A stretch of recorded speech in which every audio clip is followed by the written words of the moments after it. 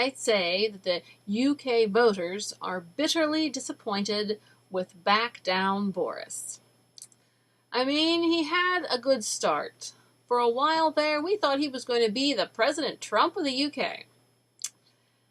And you can't say it was COVID that did it to him. President Trump had COVID too, and he's still not, and he didn't change his personality. So no, it's not that.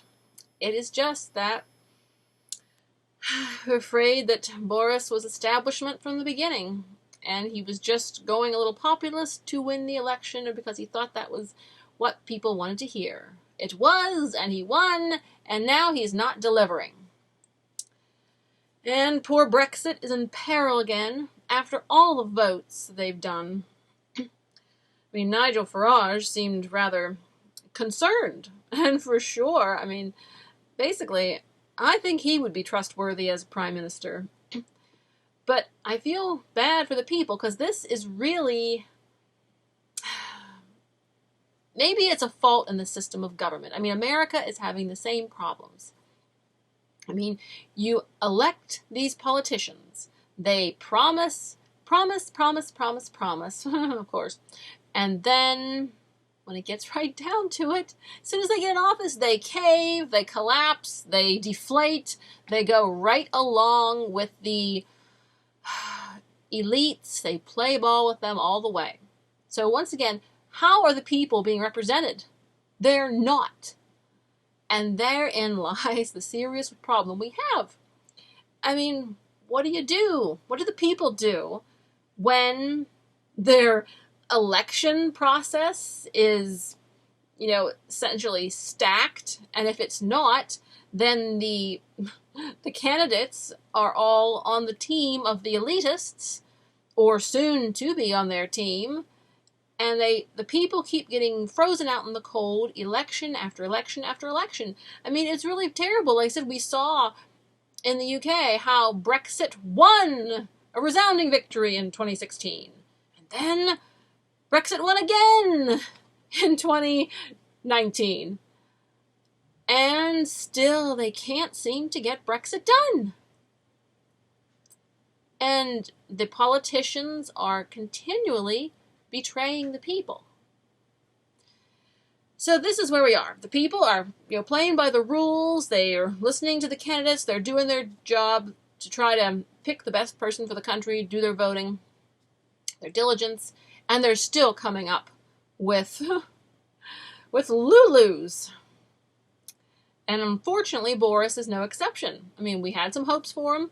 Well, the one guy on Sky News said that he knew that Boris was sort of an establishment and a, middle-of-the-roader from before, and he just had a little sprint, of patriotism, a little sprint of a rebelism.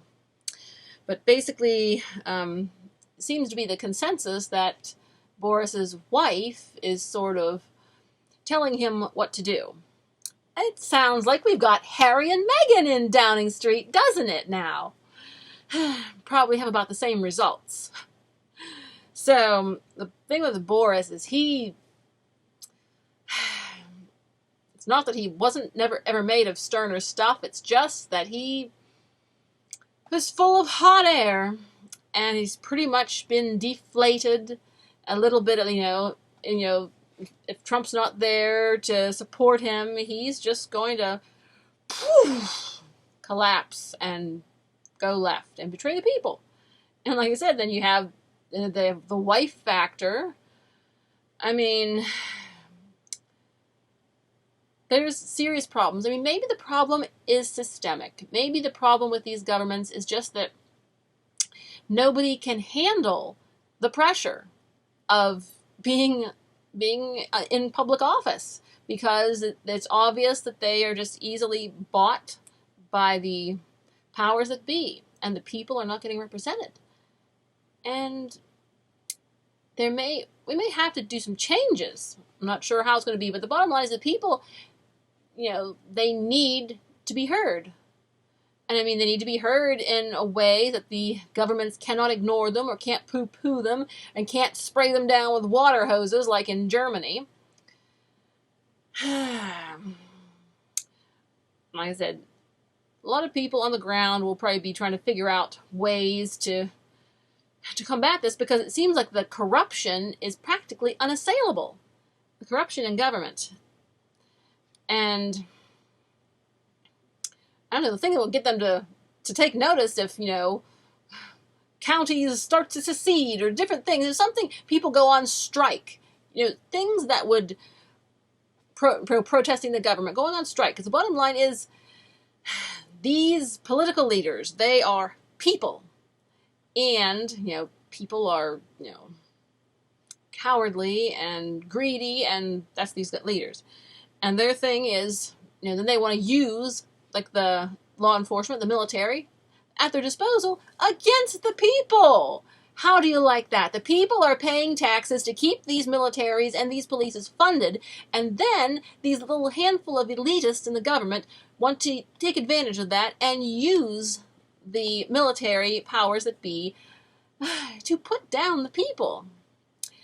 It seems like we need a serious case of defunding the politicians and defunding these governments.